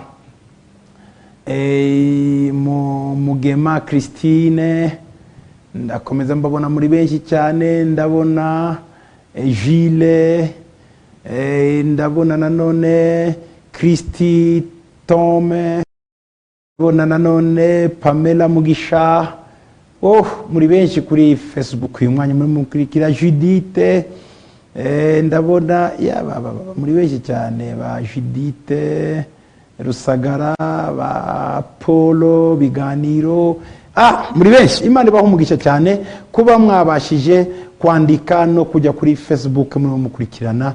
Ndabashimiye cyane cyane cyane. Reka mbibutse rero urugendo dufite mu kwezi kwa gatanu itariki 14 tuzagira iminsi 10 muri Israel. Mu kwezi kwa gatanu nzaba nyoboye abantu bava mu bihugu bitandukanye, mu Rwanda, mu Buraya, muri Amerika, muri Australia. Ndagira ngo ngusabe uzabe umwe muri twebwe. Bookinga iyo tariki ni 16 z'ukwezi kwa gatanu, tuzagira iminsi 10 gusa mu butaka bwera. Nzabajyana ahantu henshi cyane. Tuzagera ku kibuga i Tel Aviv, mbajyane Yopa aho Dorcas yazukiye, mbajyane kwa Simoni w'umucuzi aho Petero yararyamye mu ijoro akabona yashuka arimwo ibikoko bitandukanye. Aho hari icyambu Yona urufi rwamurukiyemo ahagiye guhungira itarushishi. Nzabereka icyo cyambu, nzaberekaho nanone Salomo yakiraga imbaho zivuye i Libanoni, aho hose babashe kubaka urusengero rw'i Yerusalemu. Mbakure Yopa, nibishoboka mbereka amateka ya Israel aho yaremewe mu kwezi kwa gatanu itariki 13:48 igihe Ben Gurion yavugiye independence ya Israel, akazu bayikoreyemo aho ngaho i Tel Aviv. Tuze kuva aho ngaho muri uwo mujyi w'Yopa dukomeze inzira y'Kaisaria Maritima aho abasirikare wa mugabo witwa Cornelio baje gushakisha Petero. Inzira yose baciyemo tuzayicamo, ariko tuzagenda n'amaguru, tuzayigendamo na bisi. Mbereke ya nzira yose tugere iyo bita ngo ni Kaisaria Maritima, ariyo kwa Antipa, yubatswe na Herode Antipa. Aho niho hari ingoro ya Pilato, aho niho yari kapitale nkuru y'Yudaya igihe cha Herode. Herode rero yagabuyemo Israeli ibice nka bitatu. Uwo yari umuhungu witwaga Antipa, yari afite igice cy'Yudaya cyose. Naho niho Pilato yarari. Aho niho biciye nanone umukozi w'Imana mu kinyejana cya kabiri witwaga Eusebe, Bishop Eusebes. Yakoze ibintu bikomeye cyane, bamuta mu cyobo. Aho nanone niho marayika yakubitiye Herode urushi. Nzabereka aho yari umukubitiye agwa hasi apfa. Uwo mwanya ahita azana inyo muri uwo mwanya kuko atahisheje Imana icyubahiro. Tuzava muri Kaisaria Maritima dukomeze inzira yose namwe tujya mu majyaruguru, tujya ku musozi w'i Karumeli aho Eliya yasabye umuriro uramanuka. Hanyuma aho bamanuriye babahanuzi 400 bashira ku kagezi Kishoni barahabicira. Aho ni muri icyo kibaya cya Yezreel. Iruhande rwawe ububona aho Gideon, aho Debora yavugirije impanda abantu bose bakitabira bakajya kurwana bakica uwitwa Sisera. Aho nanone hari akazu k'umushename kazi umwe wacumbikiraga Elisha muri icyo kibaya cya Yezreel. Nacyo kibaya cya Hermagedone tuzajyanamo namwe. Ikibaya kizaberamo intambara y'isi yose igihe cyo gukomera kwa Magoge na Magoge. Aho tuzajya ku gasozi kitwa na gasozi kitwa Megido, kabaye intambara zikomeye cyane. Ako niko abaturikiya batsindiweho wezigiye general w'umwongereza witwa Alembi yahafashe mu mwaka 1900. Israel ikajya muri mandate y'abongereza kuzageza muri 48 w'abanyendependence. Aho tuzakomeza muri icyo kibaya cyose bajyana iruhande rwanyu aho muzabona umusozi w'itabora. Umusozi wa Tabora umeze nk'irombo ry'umuntu, na gasozi kameze nk'irombo cyangwa se umukondo w'umuntu, aho Yesu yahindukiriyemo. Munsi yaho niho bita Deburaya, aho niho haba igiti Debora yakiragamo abantu imanza.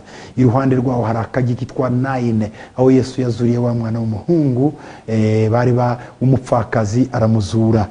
Kuri uwo musozi hejuru niho Petero na Yohana bavuze ngo twubake inzu 3. Aho uzabona ibanda hori 3 cyangwa se amahema 3 bagarageje kubaka. Tuzasengera muri mwe aho ngaho nitujyana nawe kuri uwo musozi w'itabora.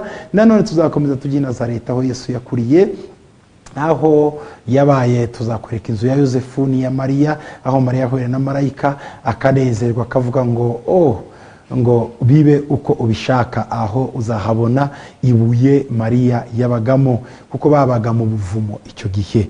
hanyuma tuvaho ushobora no kuzareba aho bavomeraga amazi, ni naho hari sinagogi Yesu yasomeyemo wa muzingo gitabo muri Luka 4:18 ubwo yabumbuye akavuga ngo umwuka w'Uwiteka ari kuri nge. Tuzava i Nazareti gatoya tugende nanone ku musozi wo gutembagazaho, aho bashatse gutembagaza Yesu amaze gusoma iri jambo aravuga ngo ibi byose bivuzwe n'inge byavugwaga. Bararakara cyane ngo ariganyirije yiswe Masiya, bajya ku musozi kumutembagaza ariko abacamo arahunga kuko yari umwana wahakuriye, yari azutwira twa kinyarwanda yacamo akiruka akabahunga. Aho ngaho nawe tuzakomeza tuva i Nazareti tujya Kana y'i Galilaya, ni iminota 15 aho bavuye i Nazareti bagataha ubukwe bw'i Kana y'i Galilaya. Uzabona ya nzu iracyariho bakoreyemo ubukwe, ndetse na za ntonga 6 ziba ziri aho imbere. Muzongera munywe ka kavino kahindutse amazi ariko katarimo umusemburo, utagira ngo ndabazi benshi hano bumvishe vino imitima irakubita ko uzabona imivino iri hariya itarimo umusemburo. Nunabishaka tuzagukorera ubukwe hariya, wongere nawe ukora ubukwe i Kana y'i Galilaya. Tuzakomezanya nawe tujye ku nyanja ya Tiberia. Niyo nyanja y'i Galilaya ifite amazina 4: inyanja y'i Galilaya, Tiberia, Kinezereti na Kinor. Ayo ni amazina yose iyo nyanja. Tuzayigenda hejuru nk'uko Yesu yagendeye ku bwato n'abigishwa be, hanyuma twambuke hakurya Kapernaum. Kapernaum bayita ngo ni umudugudu wa Yesu, his own city, kwa Yesu. Aho niho hari inzu ye nkuru, headquarter ya Yesu yabaga mu nzu ya Petero. Aho tuzahasanga ya nzu ya Petero yacyariho na bugingo n'ubu, n'icyumba Yesu yarimo. Mwibuka umuntu bamanuriye hejuru mu gisenge bakamumanura bakuyeho igisenge hejuru, n'iyo nzu yari ya Petero, niho yari arwariye ubuganga nyirabukwe Yesu akamukiza. Iri uruhande neza rw'amazi, iruhande rwaho hari umusigiti wa Yairo. Aho ngaho niho Yesu yabwirijemo ubutumwa, abantu benshi baramuhunga. Murabyibuka muri Yohana 6 aho yavuze ngo ndumutsima kandi ninjye maraso mugomba kuyanywa. Abantu bakavuga ngo ntitunywa amaraso bitwangiye. Bose baramukika. Yesu abaza abigishwa ngo namwe muragiye mu muransize? Yesu arabasubiza, abigishwa baramusubiza ngo twakuvahe tukajya he, kuko ari ufite ijambo ry'ubugingo. Ibyo byabereye i Kapernaum. Nanone iyi Kapernaum iyo nzira yose zabereka aho umugore yafatiye ku nshunda za Yesu agakira amaraso. Aho zabereka aho Lewi ariwe Matayo yari umukuru w'agasutamo. Yesu aramuhamagara aramukurikira. Naho nyine Kapernaum. Iruhande rwaho hari aho bita Itabwa ni amasoko 7. Aho ni muri bwa butayu aho Yesu yagaburiye abantu imitsima 5,000 bikarya bigahaga, batabariyemo abana n'abagore. Aho ngaho niho tuzajya ku rusengero runini, aho Yesu yabwiriye abigishwa mu gitondo kizuka ngo bana banje mwabona icyo murya. Agasubizamo Petero inshuro 3 ngo urankunda Petero, urankunda Petero, urankunda. Nakavuga ngo data urabize gukunda, mwana urabize gukunda, ragira abana b'intama banje, ragira intama zanjye, ragira intama zanjye. Aho nzahabereka umuntu yongera gusubirizwamo umuhamagaro we. Haruguru rero ku nyanja y'i Galilaya ukazamuka ku gasozi kari hejuru yaho, ugeraho Yesu yabwiriye abantu muri Matayo 5 ngo hahirwa. Bawita umusozi w'amahirwe, beatitude cyangwa se attitude, kwitwara neza. Aho tuzahaba tuhagaze tureba inyanja y'i Galilaya munsi yacu. Dukomeze inzira yose izamuka y'i Damasco, iyo Paul yakiyemo ajya i Siriya, ariko ntituzagera muri Siriya, ahubwo tuzagarukira munsi y'umusozi wa Hermon, mbajyana aho bita Kaisaria Filipo, ahantu bita ngo ni Baneas cyangwa Panias. Aho niho kuri rwa rutare Yesu yavuze ngo abantu banyita nde. Petero amaze kuvuga ngo Yesu Kristo aravuga ngo kuri rutare nzubaka itorero ryanjye, aho imiryango y'ikuzimu itazashobora. Nzabereka urwo rutare mbereke n'ikuzimu Yesu yavugaga, kuko hari imana bitaga ngo ni Panias. Barayituriraga bakayibagira, aho hari irembo ry'ikuzimu. Aho tumanuke duce turebe isoko ya Yorodani, nawe ikomoka muri iyo misozi ikazamanuka. Aho ni ijambo rivuga ngo kuko ikime kiva ku misozi ya Hermon gitemba k'Isiyoni muri Zaburi 133. Hanyuma tumanuka imisozi yose, tumanuka umusozi wa Hermon dukikiza iruhande rw'i Lebanoni, ni ku nkengero ubona Libane iruhande rwawe. Nongere mbamanure mbajyane mbasubize kandi Itiberia icyo gihe yari hari abanyamahanga. Niyo mpamvu Bibiliya ivuga ngo Galilaya y'abanyamahanga. Hari hatuye Abagiriki barya ingurube. Aho Yesu ntiyabashe kuhakora ibitangaza.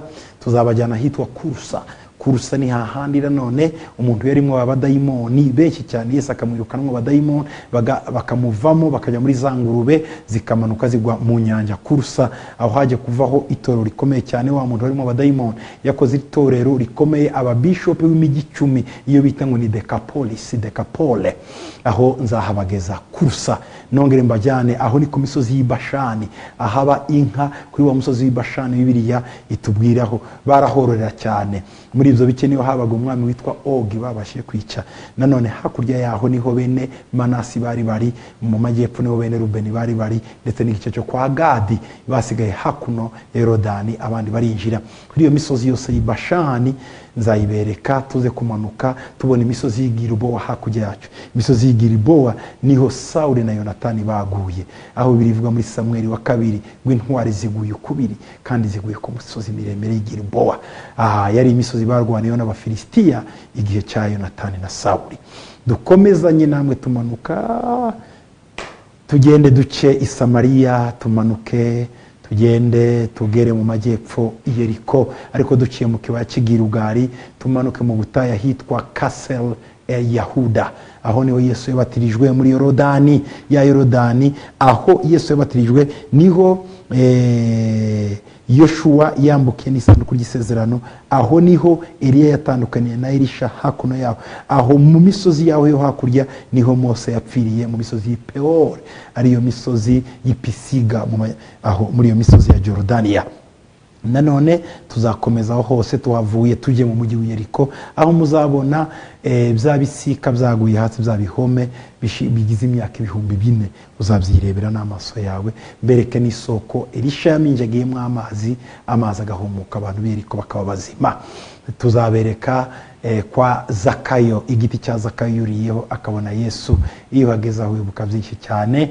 Dukomeze inzira yose tumanuka Imasada aho hari igihome cya Herode, ariko zaba duciye ku isoko yitwa Eningedi ahahingwaga uruzabibu rukomeye igihe cya Salomo, aho wa mukobwa w'indirimbo za Salomo yabwiriye abakobwa bashulamikaze ngo baba Yerusalemu ngo ndirabura ariko ndi mwiza, ngo bene mama bangize umurinzi w'uruzabibu rwabo, ngo rwanjye sinarwitaho. Nzaberekaho Eningedi mubone aho bahingaga imizabibu icyo gihe. Aho ni mu gikombe kimanuka cyane munsi y'amazi, munsi ya 300, donc under sea level -300 nicyo kibaya cyo hasi ku isi yose. Aho rero tuhace tubona inyanja y'umunyu, tukomeze izo nkengero zose tujye kubona mu Karoti aho yahindukiye inyanja y'umunyu, kuko aho niho hari Sodoma n'Igomora igihe cya Abrahamu. Tuzakomeze rero tumanuke ubutayu bwose bw'Iparani, duce mu bw'Isina, duce mu butayu bwa Barnea, Kadesh Barnea, dukomeza hitwa Ezioni Gibere, aho ngaho niho bita Elate, ni ku nyanja itukura aho Musa yambukirije Abisirayeli. Aho tuzaharara namwe muhabone mu nyanja itukura, mutangare cyane. Iruhande rwanyu muzamurangiza umusozi Sinayi, aho bagize iminsi bavuye muri Egiputa. Nongere mbazamura ubwo butayu bwose tujye ahitwa Yotvate. Icyo gihe Abisirayeli nicyo gihe babashe guhitamo Abalewi gukorera Imana. Tujye muri ubwo butayu bwose, aho tuzabona ihema ryashinzwe ubwa mbere, hanyuma mwigishwe kuri iryo hema. Tuve kuri iryo hema dukomeze namwe tuzamuka i Berusheba, aho Abrahamu yatuye, aho Isaka yavukiye, aho Yakobo yavukiye na Esau. Aho ngaho niho Yakobo yavuye, Yosefu yavuye ajya Idatona, Idotani bene se bakamugirira nabi. Mbakure i Berusheba mbajyane i Hebroni, aho niho mu biti by'Imamure, aho yabonye abamarayika 3 wa Abrahamu bageze mu Harebe. Hanyuma aho ni naho batandukanye na Loti, agahitamo Isodoma we akagumaho. Aho niho aherewe isezerano ko azabyara umwaka utaha, yarangiza akimukira i Berusheba. I Berusheba niho yakoranye isezerano na Abimeleki. Aho nyuma nimbageza i Hebroni muzabona imva ya Abrahamu na Sara, imva ya Yakobo na Leya, imva ya Isaka na Rebeka. Aho ngaho Hebroni niho bitaga Kiriyate Aruba igihe cya Kalebu. Igihe cya Kalebu igihe yarwanye akoresheje umuhungu we, umukwe we n'abandi bafata imigi yari aho. Hari ibihanda bitatu arabitsinda. Kalebu yegukana uwo musozi wose Hebroni, kuko Imana yari yamusezeranyije, kuko igihe bagiye gutata we niho yaciye. Aho tuzahaca iruhande nzabereka hitwa Kiriyote. Kiriyate ni umujyi mutoya cyane, niho havuyeho izina rya Yuda Iskariyota. Iskariyota yari uwaho kabisa n'uwo kwa Yesu muri ibyo bice by'Ubuyuda. Yari atuye muri ako kadugudu kaho. Hanyuma dukomezanye namwe, nibishoboka tuzabajyana hitwa Ela, mu kibaya cya Ela, aho Dawudi yakubitiye Goliyati, aho yakuye kakabuye akamukubita. Urumva ko urugendo atari rwiza. Dukomezanye nawe tujye i Bet-Shemesh, aho isanduku ry'Imana ryagarutse ritaha rigize amezi 7 mu Bafilisitiya. Ryaraciye muri ya midugudu 7, Gaza, Ashidote, hariya hose rikaza rihetswe n'isanduku, rikajya mu mirima y'Abisirayeli. Aho iruhande rwaho ni Sowari kwa Samusoni. Nzakwereka ikibaya Samusoni yacagamo agiye kurwana, ndetse n'igihe yaragiye gushakisha Delila. Aho hose uzahabona n'ahantu harahari muri Bibiliya. Yewe nakubwira iki, tuzakomeza Isirayeli yose tuyimanyagura, tukwereke, twongere tujye mu gihugu cyo kwa Efurayimu, nge nawe tukujyana Ishilo. Ishilo haba isanduku ry'isezerano, aho Eli yarari, aho Hana yasenze akabona Samweli. Ishilo ahari abahanuzi b'Imana. Ishilo ahari isanduku ry'Imana.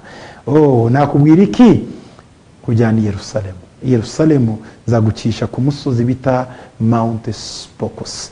Aho niho uhagarara ukitegera Yerusalemu, ukahasengera umugisha uko Bibiliya ibivuga.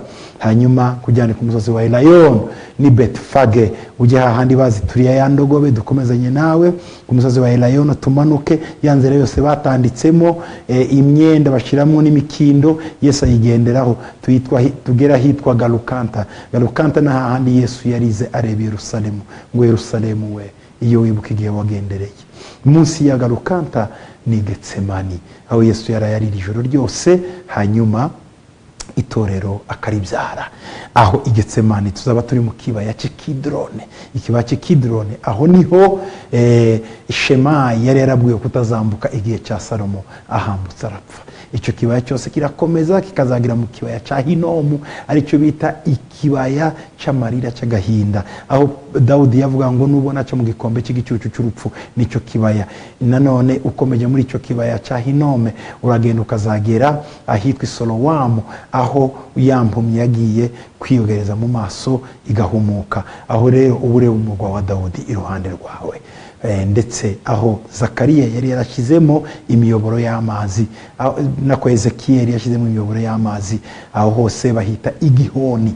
Aho niho Salomo babashe kumwimikira igihe mwene wabo yaramubujije amahoro, barwana na Abusalomu na Amunoni bashaka iyo ntebe, ariko Salomo akimikirwa Igihoni na Basadoki. Waba ukandagiye muri Bibiliya ntakubwijeje he, tiwayikandagiramo neza utaragera mu murwa wa Dawudi, mu irembo ry'Isiyoni.